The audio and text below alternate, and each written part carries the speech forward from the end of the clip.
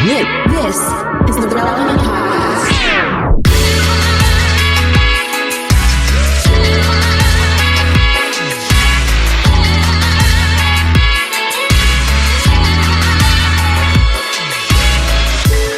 It's episode 1041, and it's the Relevant Podcast. Here in Orlando, I'm your host, Cameron Strang, and joining me from his house in Loverland, Virginia, Jesse Carey.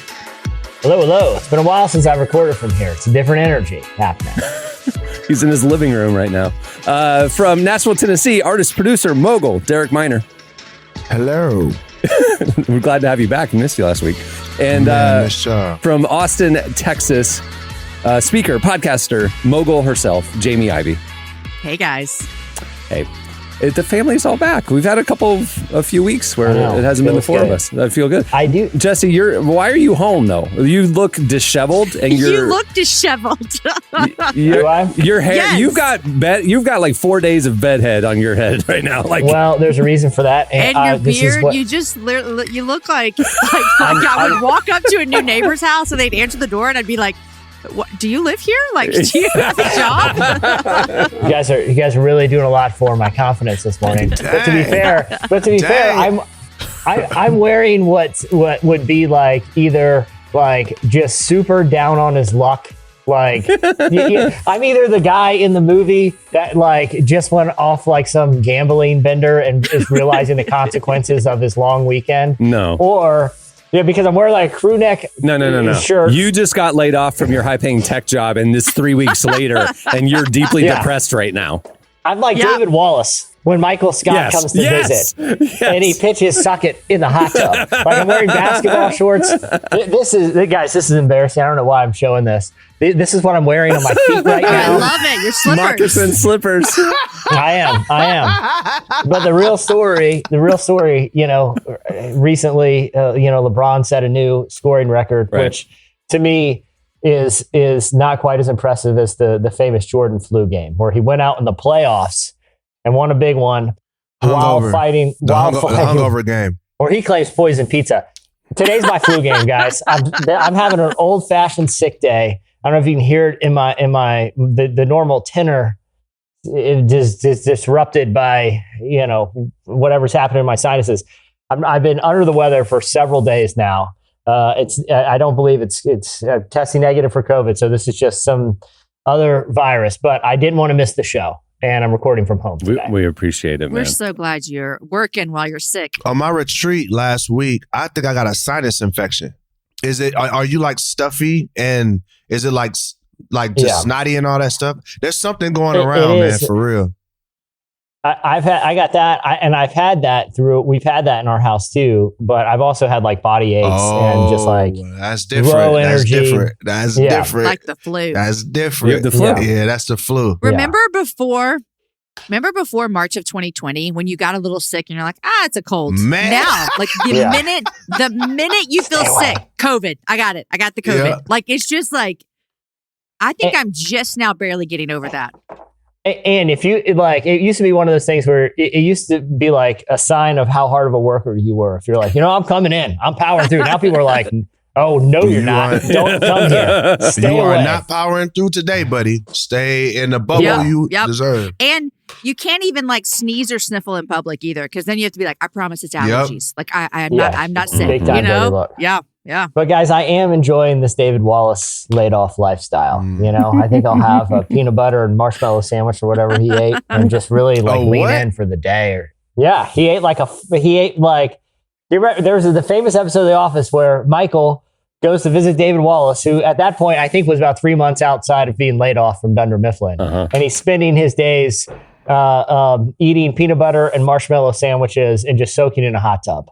And I'm going to get the full experience and eat that sandwich today, All right. I'm jealous. I haven't had any sick days. I haven't been sick in 4 years. It's so weird. I wanted to take a break. I had the flu in December and it was not fun. Ooh. Okay, let's do some real. I'll qualify it just like we qualify. Talking about COVID post, sort of height of the pandemic. Obviously, we know it's a tragedy. It affected a lot of people. But for those who got it, there was a stretch, especially early on, where they're like, hey guys, it's 14 days quarantine. Like it moved back to like 5. And now it's like, I don't know, when you're feeling better, we don't really even know, just, kind of be careful or whatever. But back when it first happened, it would be 14 days. And I knew so many people who were like sick for like 2 or 3. And then they're like, honestly, man, I sat in a room while people brought me food for 2 weeks, just watching Netflix or sleeping as much as I could. Like some people were like, I can't say this for obvious reasons, but it was awesome. Like it was like a vacation just from society. Okay. The second time I had COVID felt that way. The first time did not. I was really sick. But the second time, by like day 2, I actually went up to the office to work because there's no one here. So I'm like, I'm quarantined here by myself. But I can't stay in my room for longer than like 3 or 4 days. That gets old to me. Oh, I can. Yeah, even because you have an excuse too. You know that you're doing the morally right thing by not exposing people, and you're just firing up Netflix and ordering up Uber Eats. Leave it on the door. Leave it on the door. I will drag it inside with a little shepherd's hook, and I'm gonna keep on binging. Whatever we got. I'm gonna throw a hot take into the mix right now, and I don't want to throw any of you guys under the bus, but I'm gonna go out on a limb here and say that men would have an easier time laying in their bed watching Netflix for 2 weeks than a woman would. Why? Unpack that. Okay, because like when I'm up in my room, it's different now that my kids are big, but when my kids were little, when I'm up in my room and I'm sick, all I'm thinking about is like, do they have what they need? Is Aaron able to take care of them? Oh my gosh, there's someone knocking at my door. It's just like, it's too much to be up there. I'm much better useful going downstairs, so I never relax. I'm not saying men can't, but I think it is easier for you guys to relax even when the house is chaotic. Listen, Jamie, I'm going to agree. Okay. I'm going to agree with you because when my wife is gone and it's just me and the boys, it's just, hey, what y'all doing? Hey, it's like you hear like fighting and all that stuff, and I'm like, hey, whoa, and then it's just that, and then we just order pizza, we eat Chinese food, and it's just that, and it's like no attention to detail. Only thing I care about is that they brush their teeth because I don't want to smell their breath. That's pretty much that, and we're good. So I agree. I totally agree. Mm-hmm. That's funny. All right. Well, we have a great show in store for you today. Coming up later, we talk to JD from United. He's joining us. We also have your feedback at the end of the show. Don't miss it. But stay tuned right now. Emily joins us for Relevant Buzz. Is it too late to go? I'm sorry it took so long. Wish I could redo it all. Now that I'm pushed up against the wall. Is it too late to go? I'm sorry it took so long. Wish I could redo it all. Now that I'm pushed up against the wall. You're listening to Ruby Red. The song is Too Late to Call. Today's podcast is brought to you in part by Mercy Ships. Globally, 5 billion people lack access to surgical care. In sub-Saharan Africa, there's only one surgeon for every 200,000 people. Mercy Ships provides free, life-transforming surgeries for people who have little to no access to medical care. They help the blind see, straighten twisted limbs, remove deadly tumors, treat cleft conditions, and so much more. With state-of-the-art hospital ships, they provide safe surgery to children and adults living with treatable conditions, and it's completely free of charge. They do all this work with an all-volunteer crew of professionals who donate their time and talents. Surgeons, stewards, nurses, engineers, and more make the world a better place. Your donation today provides free, safe surgeries to people in desperate need of help. All gifts are matched, so please donate today at mercyships.org/relevant. Today's podcast is brought to you in part by Tim Tebow's book, Look Again. Have you ever wondered what would change if you truly believed you were infinitely valuable to God? In his New York Times bestselling book, Look Again, Tim Tebow reveals the powerful truth that when we learn to see the image of God in every person, including those we struggle to love, everything changes. Tebow shares incredible stories from his work with people the world often overlooks, and it will challenge you to stand up to the lies, rediscover the worth that everyone has, and impact the world for good. Find Look Again by Tim Tebow Available now wherever books are sold. It's time for Relevant Buzz. Please welcome to the show our very own downtown Emily Brown, telling us what's happening at the intersection of faith and culture this week. Hey, Emily. Hey, y'all. I do have to acknowledge we've been talking. Jesse's recording from home. He has a different background. I do have to acknowledge it looks like you're recording live from a Home Goods today, or maybe a Cracker Barrel gift shop. What? Basically, I just can't win is what I'm hearing because last time I had nothing on my walls and you guys said it either looked like I was in a jail cell or Marty said it was a jail ward. cell. Marty said that. Yeah. It's better than the white wall, but so I put up some. I think you look very homey. Thank you. The pendulum swung from white wall to no white left on the wall. It's all covered by. Is this your new digs, Emily? Yeah, it is. Yeah, this is my apartment. Yeah. Very cool. So I worked real hard all weekend to make a nice background for y'all, and we get into staff meeting on Monday, and I'm pretty sure Cameron said it looked like Hobby Lobby threw up on my wall. So I didn't say throw. Emily, I enjoy your new background. Hobby Lobby. It looks very homey and comfy. It does. It looks homey and comfy. So is there religious artifacts back there? Is that why we said it looks like Hobby Lobby? Nothing was stolen from a religious artifact, so it's not Hobby Lobby. I think that's why he changed it to Home Goods. Like, she got the 10 Commandments back there. There's no shame in Home Goods. There's no shame in Home Goods. No shame. Going to Home Goods is an interesting experience because you're never quite sure how they're organizing this whole facility. Right. And like, what calendar are they operating on? Because I'm seeing a lot of Christmas stuff and Halloween stuff just floating around all year round there, you know? Yeah. A little chaotic for me. You can get a Santa nutcracker, some spices, a mug set, a rug. If you're in the mood, if you are like, man, I'm heading to the Christmas party, I don't have a white elephant gift. You pop in a TJ Maxx, a Marshalls, a Home Good. You go to one of those back or right by the cash register. Yeah. And it's like, oh, cool. Like socks that you can put batteries in that'll heat your toes. I've never seen this before, but someone's getting it. Like it's all these weird, like pseudo electronic devices that they just jam up by the cash register. And it's like, yeah, I'll take like an AM radio for the shower that also dispenses conditioner. Why not? You know? I got a cool fake plant from there though. That's in our bathroom. So sometimes Home Goods, you gotta dig through some stuff. Actually, I got a really cool lamp from there. It looks like a Restoration Hardware lamp. So it's pretty fire. Like so, you gotta if you do a little digging. You can find some cool stuff from there. Get some shell That's art. not the place you just run and like pop in. Like you got to really explore. Spend at least an hour or two in there, and you get maybe one thing, but it's a good thing. So it's do you go in with a plan though? I mean, like I need to get X, so I'm going to go to Home Goods, or do you just go browse? Like because like we'll do that with Target. Like we don't have anything we particularly need, but we just like going to Target and then And let it tell do you do that need. with Home Goods?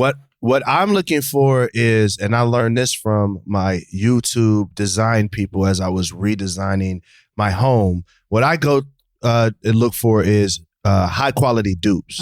So I'm looking for something that might be in Restoration Hardware, something that might be in Crate and Barrel, but something that's like, it looks very similar. That's all I'm looking for is dupes. Oh, dude, online, if you're like, I was shopping for some furniture, beds, higher ticket items in the last couple of years. And I figured out a way that you can like go to Crate and Barrel and then I can research online and figure out what manufacturing plants Crate and Barrel uses.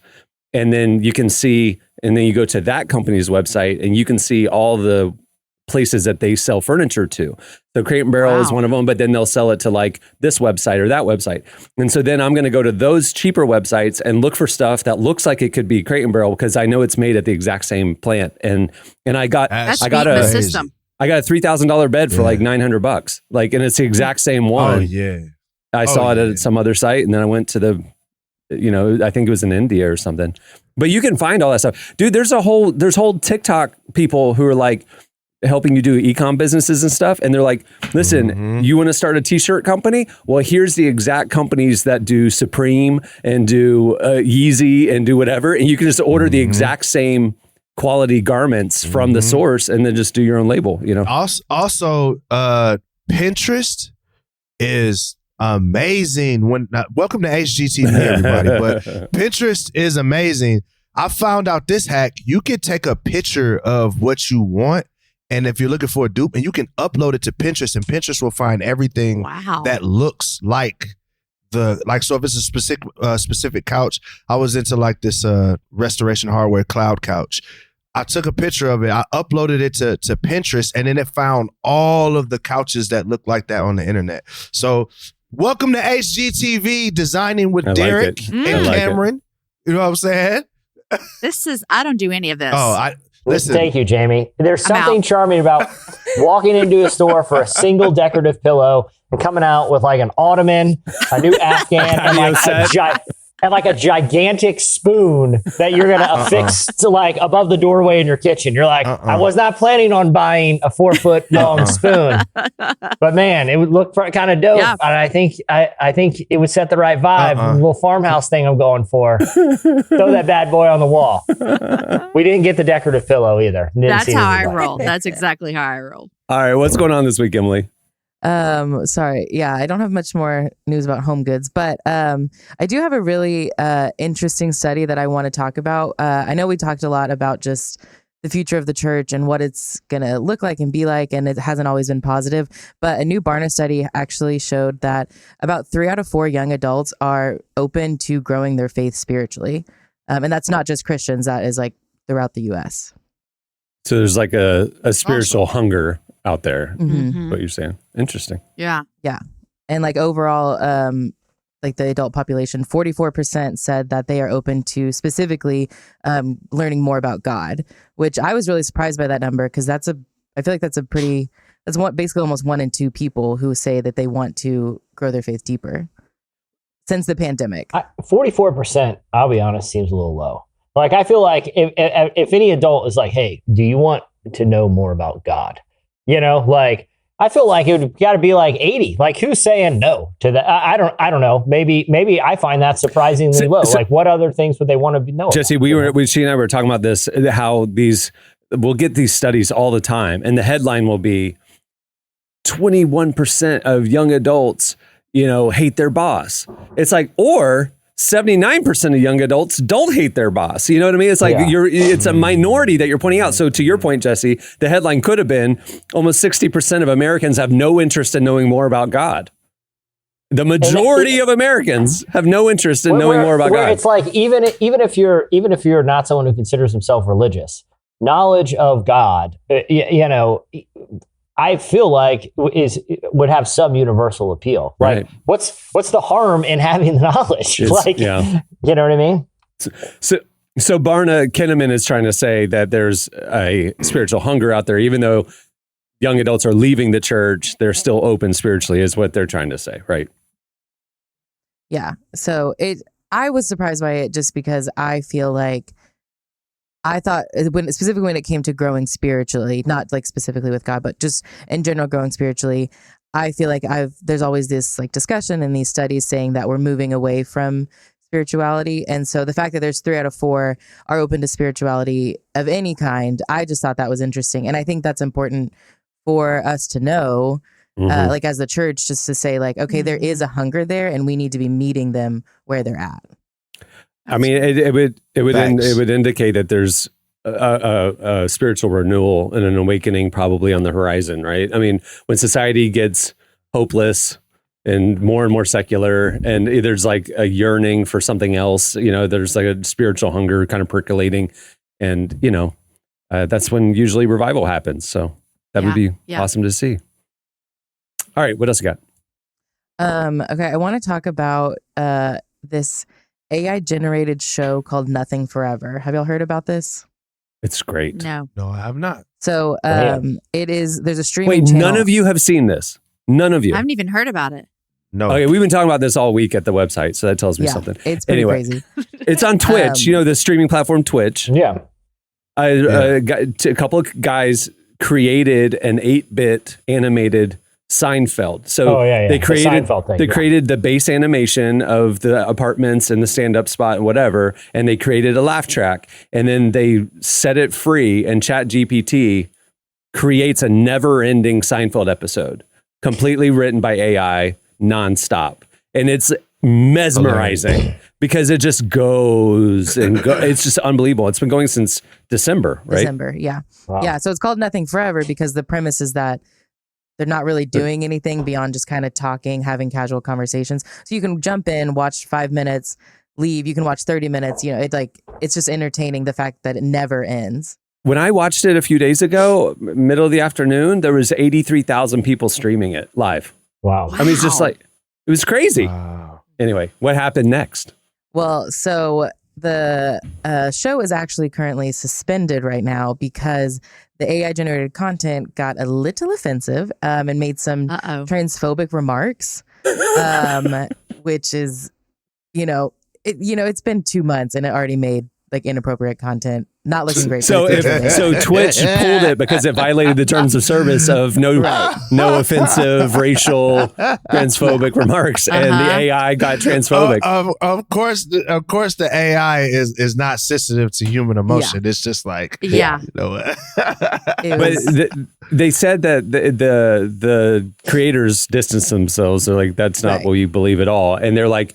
They had put in some moderation stuff into the AI, but apparently like the AI upgraded or they switched it over to a different AI and there was a glitch on the moderation. It didn't carry over. So it like switched to a new platform where there was no moderation and the AI went almost immediately to being transphobic and offensive. So it's like, interesting, Yeah. And so it's raised a lot of questions about like ethically, because we've been talking so much about AI is going to be a part of our culture and all of this. And it's just raised a lot of questions about, okay, but who's monitoring the content it's creating? And ethically, do we need to put parameters?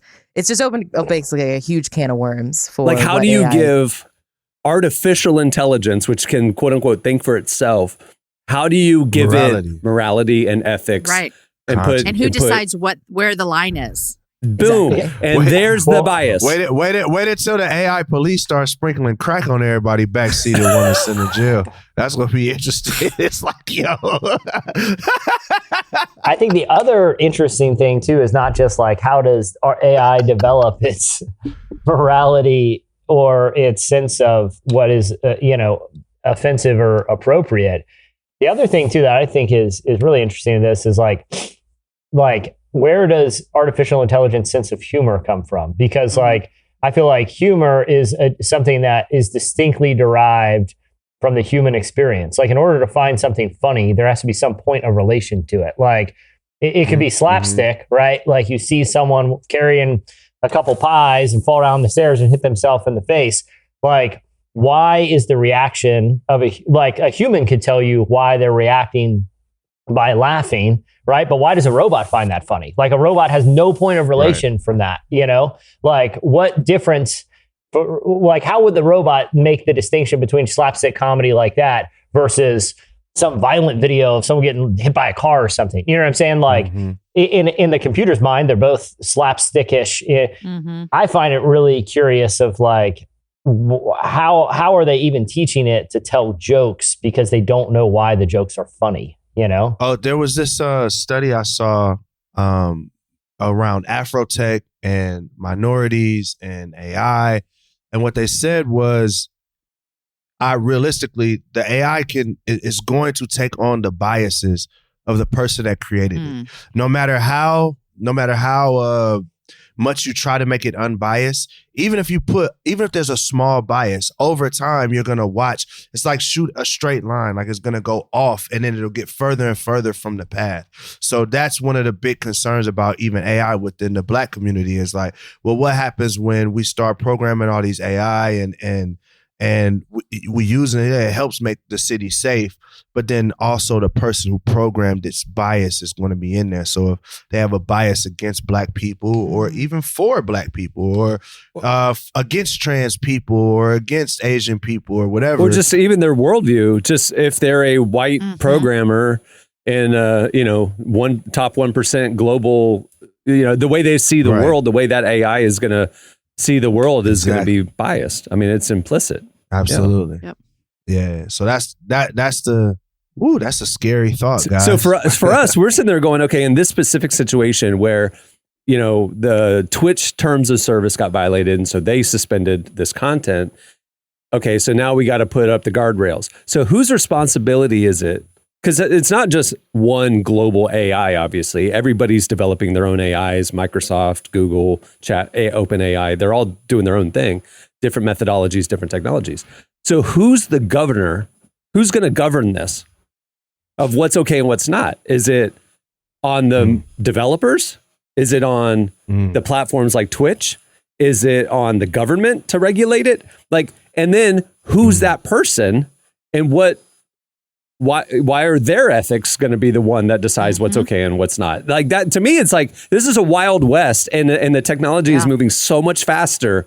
Yeah. Like platforms and people can't keep up. Like this is just the beginning of a lot of problems that are going to happen, Yeah. Because like you said, like this show's only been on for 2 months and it's already made like an offensive comment. And so it's like I highly doubt the creators expected this to happen, have to address this so quickly. Yeah. And like, it's just moving at a really accelerated pace. And it's like, we're just now having discussions about it. And it's like, we needed to have these 5 years ago before we started creating this. Yeah. And two, Microsoft announced this week, Bing, their search engine, has going to partner with ChatGPT, and ChatGPT will be baked into the Bing search experience. Google quickly announced that they're working on their own AI search experience. It's going to be a few weeks later, but immediately now your search results and the information that you are given online is going to be manipulated by artificial intelligence. It's going to tell you what it thinks you want to know. So I don't know what bias it's coming from to give me, because it's not a search engine anymore. It's thinking about the question you have, and it's answering it cognitively. But from what perspective? Don't we already have this? Don't we already have this in Facebook? Isn't Facebook giving you everything you want to see because of who you're searching, what you're doing? Like it's like algorithm. you're in this echo. Yeah. I mean, it's not information, but you're surrounded by the same thing that you're already looking up. It feels a little scary. It definitely is. Like, the implications are scary, and this is relatively low stakes. Like, if you hear a robot tell an offensive joke, or it serves you some weird search results, ultimately you can just move on with your day. But to Derek's point, once AI gets incorporated to like, I remember there's an episode of like Radiolab a while ago. I think it was Radiolab, but either way, they were talking about some of the people. The engineers designing self-driving cars quickly realized they needed to hire a bunch of ethicists, because self-driving cars in like an event of a traffic scenario has to make a life or death call. And they were giving an example of like, if you're in a self-driving car that is plowing through and it has sensors everywhere, it can perceive and react quicker than a human can. And it can either, in this situation, hit a pedestrian or plow the car into a wall. If those are the two, just hypothetical. In this scenario is, if I go straight, I will hit a pedestrian and kill, and likely will end up with that person potentially dying. Or I can veer right, but I will plow right into a wall or a tree and kill my driver. Yeah. And it's like, it has to make a decision. Like, right? what life matters more. Yeah. But scale that, right? Like, scale that to other things other than traffic, where life or death decisions, like if AI is determining, let's say there's a shortage of some medicine that sick people need, right? Like if there's a certain disease and AI is in charge of distributing, well, suddenly it's got a major ethical quandary on its hands that, ultimately it's in charge of potentially who lives and who dies in some of these scenarios. Where we're going to see it, AI is going to be baked into every aspect of our life. So, for example, big companies will probably make AI part of the hiring process, evaluating candidates and stuff like that to save on human capital, right? So imagine if the AI has a bias for or against certain types of applicants or college admissions. There's so many places that they're going to use this, because it's going to be a tool that will make things more efficient, lower costs, et cetera, et cetera. But it will hold people back or promote people based on what factors. And that's the big question, is like, what factors, like what ethics are driving this? And again, I think it's just like, we've been talking about this for years, that it's coming. It's here. It's like this is already happening. We can't put the worms back in the can.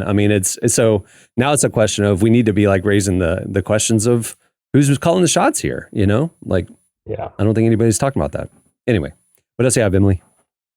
The last thing I want to talk about is a new docuseries that's coming out. It's about Lollapalooza. Who's been to Lollapalooza in this group? Oh, come on. I've been to 15 of them. I don't know. We go every year. Yeah. Been to a handful over the years. A handful. He's been to like 10 plus. Yeah. 0 over here for me and Derek. All right, so we're kind of split here. Mhm. Well, you can watch the docuseries on Paramount Plus, which is coming out hopefully later this year. But what's really exciting is the director of the docuseries is a guy named Michael John Warren, who also directed a little documentary called Hillsong Let Hope Rise. Do you remember that? The Yeah, Hillsong I do. documentary? Not the expose Not one, the but like, controversial Yeah. one. The Hillsong United the one, positive yeah. one. yeah, he did the Nicki Minaj documentary. And then after Nicki He's Minaj got did an Hillsong interesting United. IMDb page. Didn't he do the Jay-Z one too? And he did the Didn't he do Jay-Z documentary. That's absolutely Yeah. right. That was his first big one. Wow. Which one you talking about? Which Jay-Z one? You talking about the Black album? Fade to Black? Yeah, Fade to Black, the I documentary. think it was. Yeah. I think it was. So Yeah. he did yeah. Fade to Black. I'm he did in. Nicki Minaj. I'm So in. he now did you're Hillsong in. United. And then he I'm did in. Lollapalooza. So Fade to Black was one of the most inspirational documentaries Yeah. I ever watched. Well, you're Dude, going to this be real is inspired by the Lollapalooza one that's coming out. What era of Let's get it. Lollapalooza does it focus on? It looks like it's kind of going through mostly the origin of it. It's going to be 3 episodes, so Okay. I think it's going to kind of do probably like the start of it, and then the rest will be just how it's grown over the last 20 years, or 30 years maybe at this point.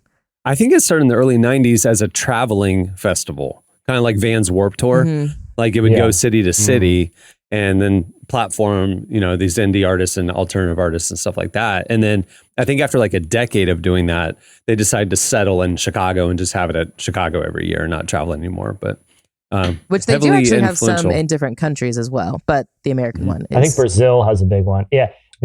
But Perry Farrell, the creator, he's still like, if you go to the he's still ever present at the festival, Mhm. and there's Perry's stage there. The fingerprints from the early days of Lollapalooza, when it was like the guys from Jane's Addiction and a lot of those kind of like 90s rock and a lot of art rock bands, the fingerprint, everything from like sort of like the psychedelic sort of branding to just how like the vibe of the festival is still definitely there, Mhm. That's dope. This filmmaker is fascinating. Just like the stuff he picks up. I mean, if you look at it, the one really weird selection is the Hillsong story. But anyway, it's really good. If you haven't, Why is that weird though? I mean, Hillsong. that's true. I mean, he was just interested. He's just like, this band is like a global phenomenon, and nobody's heard of them outside of their fan base. You know what I mean? Yeah. So he was coming in anthropologically. He was just fascinated with the story and all that stuff.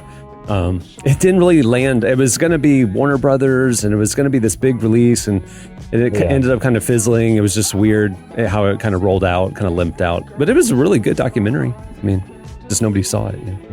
Anyway. All right. Well, there's a lot more where that comes from. Make sure to make relevantmagazine.com part of your daily web browsing. We're covering a lot of stuff there. Thanks, Emily. Bye, guys. All right. Stay tuned. Up next, speaking of Hillsong United, JD joins us.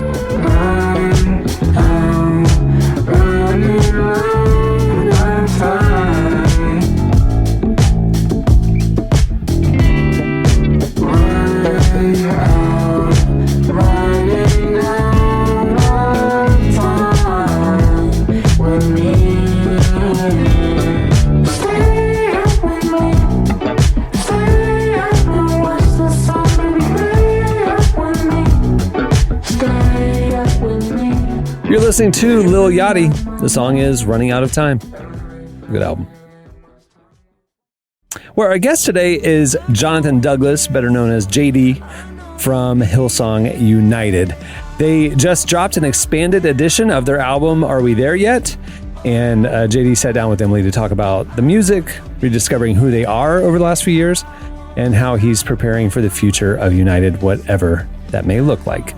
Here's our conversation with Jonathon Douglas.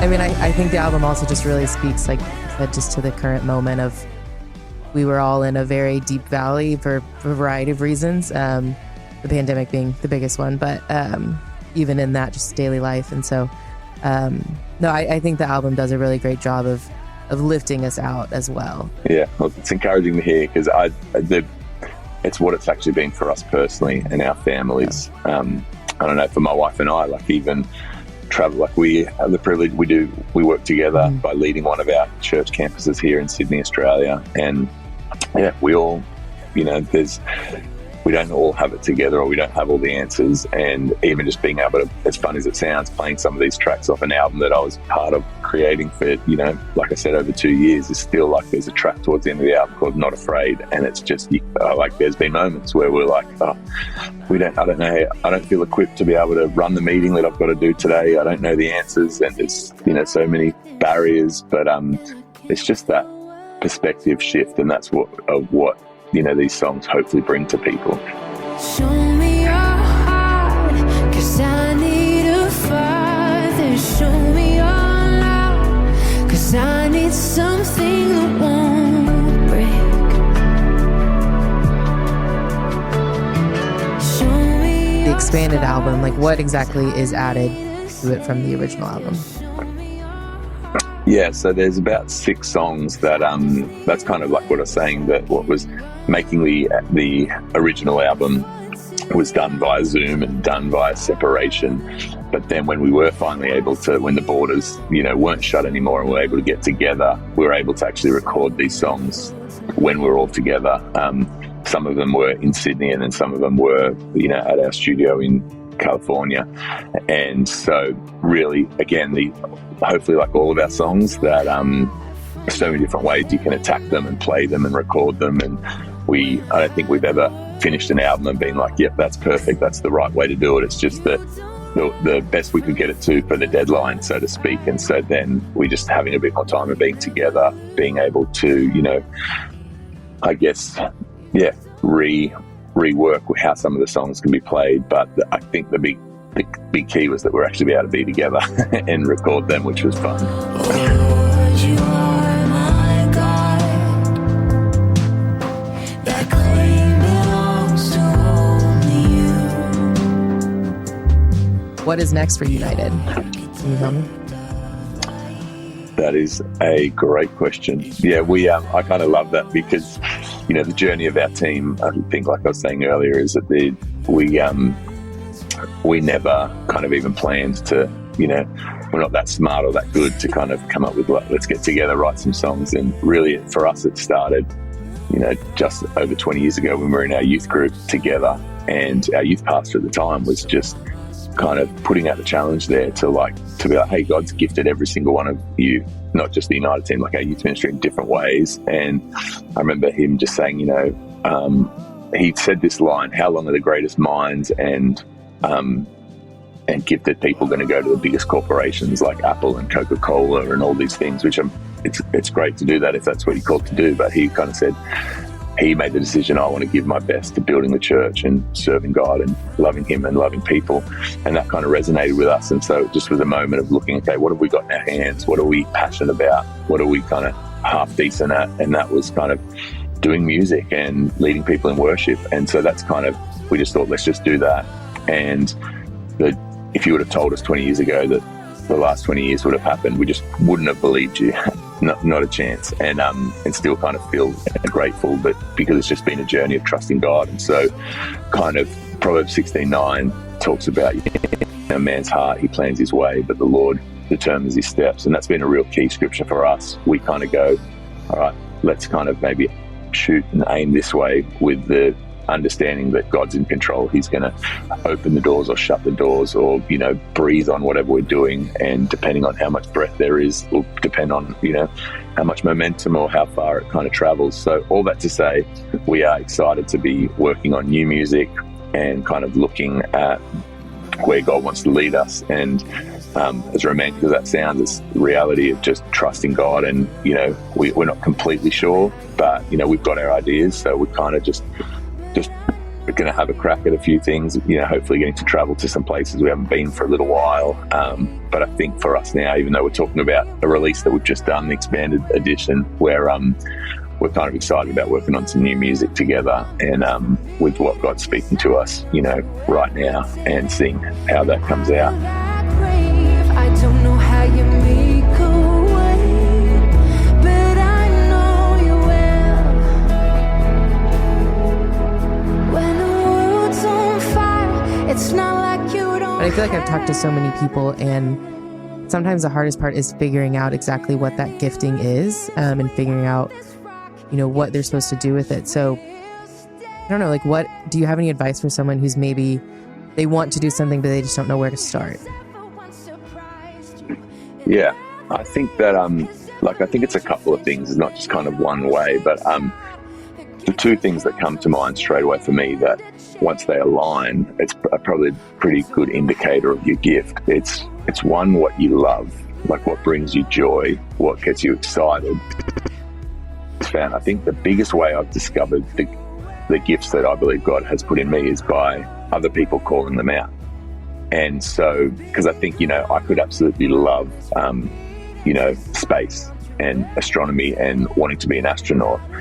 But if I don't, which I can tell you right now, I don't have the brains to go on the journey to get into space. And to be honest, it would probably freak me out anyway. But this is like an extreme example. But I think we can be passionate and love things and see something that someone else is doing and go, I want to do that. But I think what's really good is community. And that's what God has created. You read all throughout Scripture, we were created to be in community, and that's why the last 2 years have sucked. But it's coming back, and I think there's so much in, again, having, there's a proverb that says, "Faithful are the wounds of a friend." Now, you don't want, obviously, friends shouldn't be the ones that pull you down, but to be able to just help, show the reason I've kept stepping into who God's called me to be is a huge part of surrounding myself with people that I know love me enough to tell me when to be able to call out, maybe if I'm going down the wrong track, or when I'm sharing what's in my heart, to, in a kind way, be able to not necessarily shoot me down, but shoot me in a different direction. Because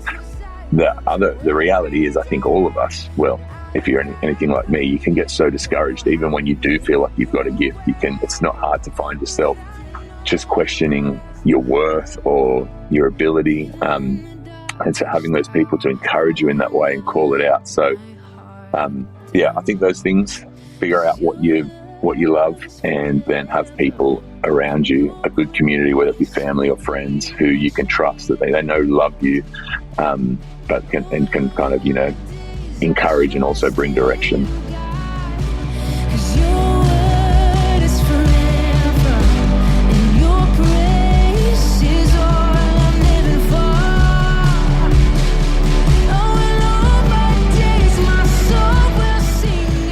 That was Jonathan Douglas, JD.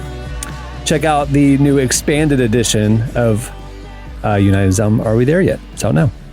All right, up next, it's your feedback. I'm taking it and you loving me. Trace your heart across my chest, your sentiments break, fall. My things have led to nothing. I'll take you on, so don't give me nothing while my heart's racing. Lead me back to my bed and my mind's chasing. You're listening to Kai Dreams. The song is Not Enough. Well, today's podcast is brought to you in part by the new book, Confessions of a Christian Alcoholic. Author Jonathon knows firsthand how even believers can get stuck in shame and destructive habits, especially when it comes to one of society's biggest obsessions, alcohol. In Confessions of a Christian Alcoholic, he details his spiral into disordered drinking and shares the 4-step process he eventually used to break free. There's hope for alcoholics who become Christians and for Christians who become alcoholics. Find Confessions of a Christian Alcoholic wherever books are sold. What if you could change a child's life with just $10? Right now, thousands of vulnerable children in East Africa are suffering from jiggers. It's a painful, preventable parasite that burrows into their feet. Soul Hope is the only organization treating it through foot washing, medical care, and durable closed-toed shoes that protect kids long after treatment. $10 may not seem like much in today's world, but when we come together, those small gifts add up to big change. Join the 10 for 10 campaign. $10 protects 10 small toes. Visit soulhope.org/10 to give now. One small gift makes a big difference. Again, that's soulhope, SOLE, hope.org/TEN. Okay, it's time for your feedback. Last week, we got talking about that de-extinction company. If you remember the episode, they're wanting to bring back the dodo bird. They're working on the woolly mammoth. Yeah, I leave for 1 week, and that's what y'all come up with. You missed it. That's crazy, dude. There's an actual company. They call themselves a de-extinction company, and they got $150 million grant, and they're going to bring back the dodo bird. And they already got projects for woolly mammoth and some other stuff that they're working on. So. No, bring them back. Straight up Jurassic Park. What could go wrong, Derek? Bring them back so we can eat them. Bring them back so we can eat them. Anyway, bro, we have not watched any of the movies from the 90s. Yeah, we got Terminator happening live right now. Oh, did you see? I mean, we covered this at Relevant, but scientists in, I forget what country it is, have created, and we put the video on our website, have created a robot that can melt itself down to liquid form, move, and then reform itself. Bro. And then reform itself. Bro, we ain't learned nothing from the 90s. Not one That's what I'm saying. We were living in Terminator 2. We're living in Jurassic Park. Jurassic Park. But none of the fun stuff. None of the stuff we asked for. It's all the stuff that can go wrong. It's like, no one asked for T-1000. Actually, we all asked for him to die. We hated like the dinosaurs. We learned, about half hour into the movie, this is a terrible idea. What happens to all the cool stuff? And where's the hoverboards and time machines and, like Terminator Eye stuff that actually works? Why are they only giving us the stuff that creates villains? That's the real question here. Terminator Eye is happening, man. It's happening. That's going to be a part of the augmented reality stuff where you'll be able to see an overlay in real sight. Yeah, but I don't want to look like some dork out there in goofy Google glasses. Dude, it's going to start with Google glasses and it's going to end up being a contact lens eventually. You know how tech goes. Jeez. I mean, if we get a dodo bird before we get a Terminator Eye, we got our priorities straight, humanity. No one asked for the dodo bird. I'm sorry. Like, no one's life is going to be changed. Like, hey, man, Jesse, I slept so good last night. There's a bunch of dodo birds running around now, and they've been gone for like 40 years. Dude, so it's more than that, but it's a 50-pound chicken. That's what it is. It's a 50-pound bird. Right. We have a chicken shortage right now. Bring on the 50-pound chickens. That's why don't we address the chicken shortage? Why don't we, before we de-extinct a dead bird, why don't we address the ones that are alive but are dying, and then we'll pivot. Let's de-extinct the chicken. Thank you. Let's de-extinct like eggs are $12 a carton.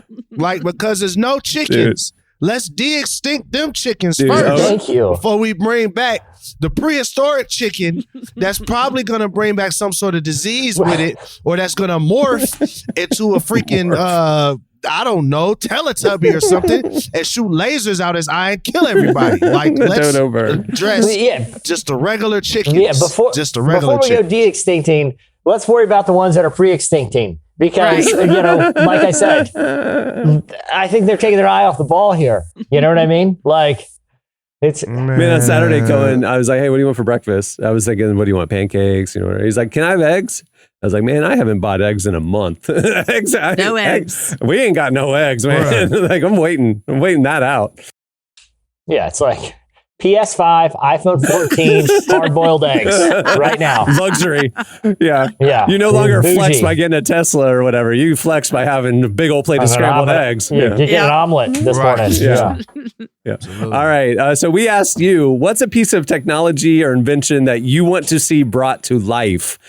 So you guys hit us up on Twitter at Relevant Podcasts, and here's a few of our favorites.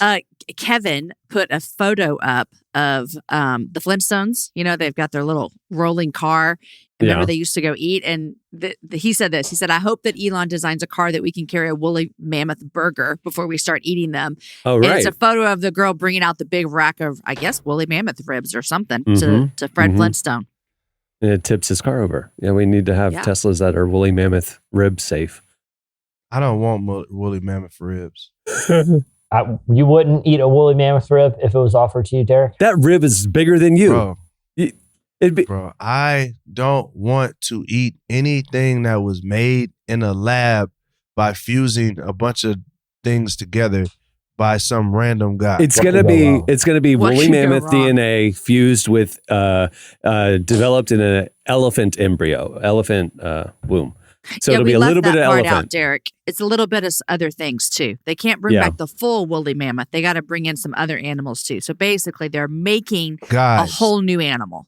They're patching up the missing DNA with similar animals. So like the dodo will have other bird DNA in it. Oh yeah.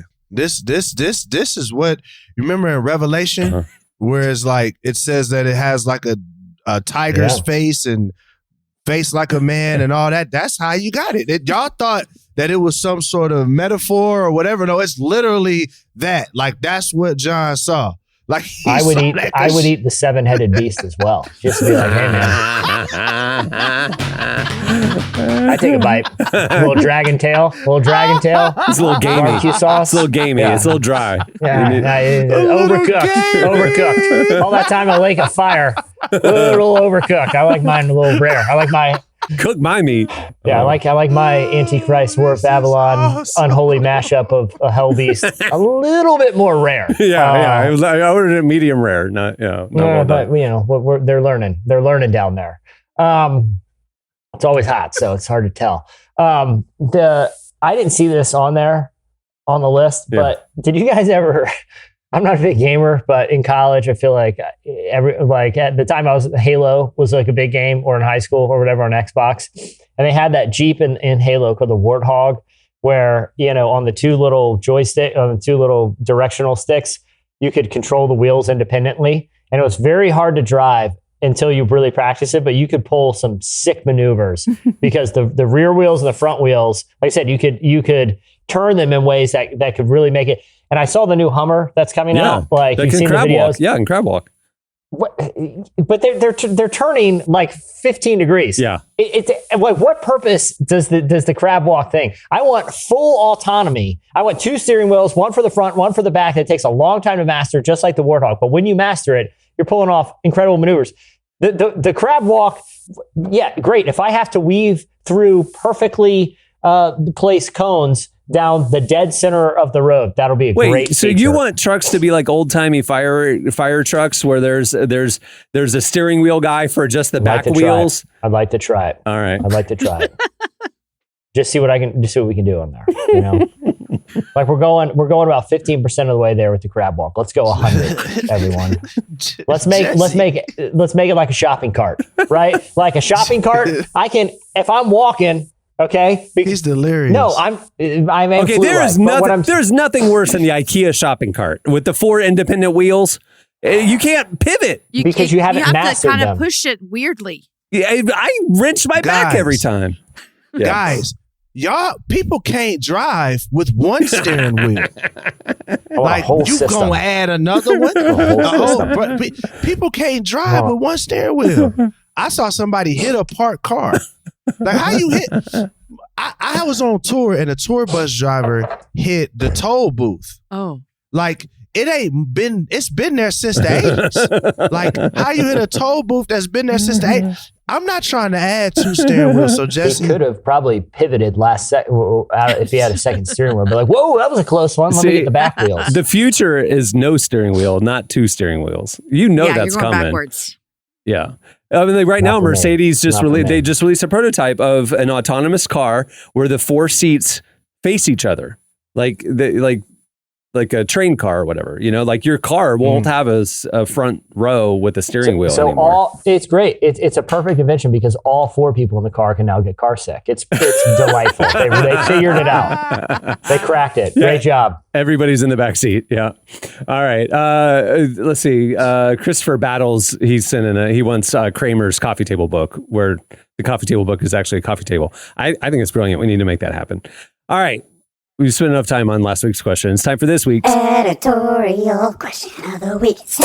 Well, we got talking about home goods earlier and Emily's explosion of tasteful decorations that she now works she surrounds herself with as she works. And we got to talk about the home goods experience, how it's always a scavenger hunt. It's always unexpected.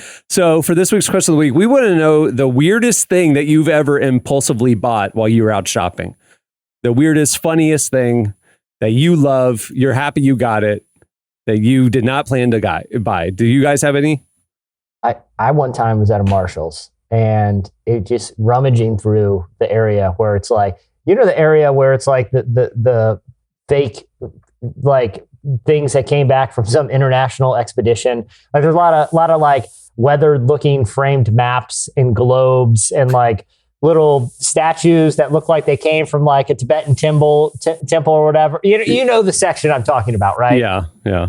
It looks like, oh, what is all this fun? For some reason, one time I saw like, do you remember a rain stick? Do you remember those? Like if you grew up, I feel like in a particular sect of evangelical churches, back behind that drum cage, the plexiglass one, there'd be all kinds of weird little, egg shakers and stuff. And every once in a while, when the altar call's coming, they would bring out the rain stick, and it was this thing you could turn upside down, and it would make this like, kind of soft sound. And I don't know why, but I was like, this rain stick's only like $20. I don't know how much rain sticks go, but that seems like a great deal. And I just felt this absolute compulsion to purchase it, and I did. You still have it? I don't know what happened to it. I'm sure it was thrown out almost immediately by a member of my family who was outraged that I would even purchase it. But, sometimes the mood hits and you just have to own something. I bought cowboy spurs once. They're on the shelf right there. I've never had a chance to use them, but I don't even know if I have a piece of footwear that I could attach spurs to. Yeah. Right. Well, there's like a leather strap. You just like slide your boot into it. I will say if I saw someone. No, I don't own boots. I just thought it was interesting. So I bought cowboy spurs. Okay. I've never used them. It would be quite the flex to just like roll up in sneakers and spurs, cowboy spurs. Yeah. Guarantee that happens in Texas. Someone is like, oh, absolutely, racing to the ranch. Daily. They just had to put on their spurs. Yeah. At a truck stop in Florida, it's pretty common to see a bunch of like stuffed alligator heads. I have a couple of those. I bought alligator heads, but this is weird. I bought knight's hand armor, like a medieval knight. You never know. Never know. Wow. When you're gonna. Wow. I have a lot of weird stuff. This is my question of the week. Well spent. Yeah, this is my question of the week. I got some weird stuff, man. Anyway, all right. So hit us up on Twitter at Relevant Podcast and tell us the weirdest impulse buy you've ever done. Maybe it's at a Home Goods or somewhere like that. Well, before we wrap the show up, I want to thank JD for joining us today. Make sure to check out the new expanded edition of United's album, Are We There Yet? Hey, while you're checking out stuff online, check out relevantmagazine.com. And look at that segue. We're over there publishing a lot of stuff at the intersection of faith, culture, justice, life. It's a lot of stuff. It's a lot of fun. If you don't follow us on all the socials, you should. And if you don't like the socials, but you want to stay in touch with what we're doing and putting out, you can sign up for our top 5 trending stories sent to your inbox every morning right there on the front page and on the sidebar at relevantmagazine.com. You should also check out Relevant Plus, which is our ad-free premium content experience. You would get this podcast each week ad-free. You would get a special subscriber podcast as well. You get our digital magazine, beautiful designed enhanced edition ad-free, and you get unlimited ad-free reading at relevantmagazine.com. Plans start as low as $250 a month. It's the best way to experience our content. We think you like it. We love the support. Go check out all the information right there. Right click in the Relevant Plus tab at relevantmagazine.com. Okay, well, we will wrap it up. I'm Cameron Strang. I'm Jesse Carey. I'm Derek Miner. I'm Jamie Ivey. We'll see you on Tuesday. Have a great weekend, everyone.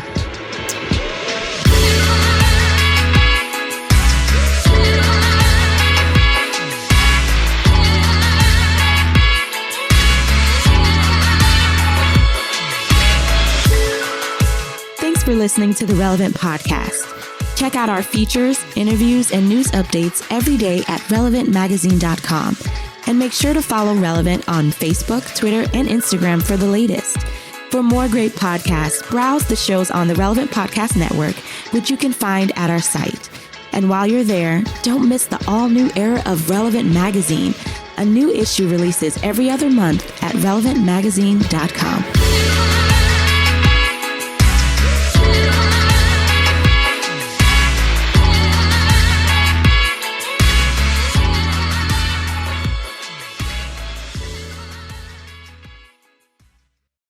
We didn't get the decorative pillow either. Relevant Podcast Network.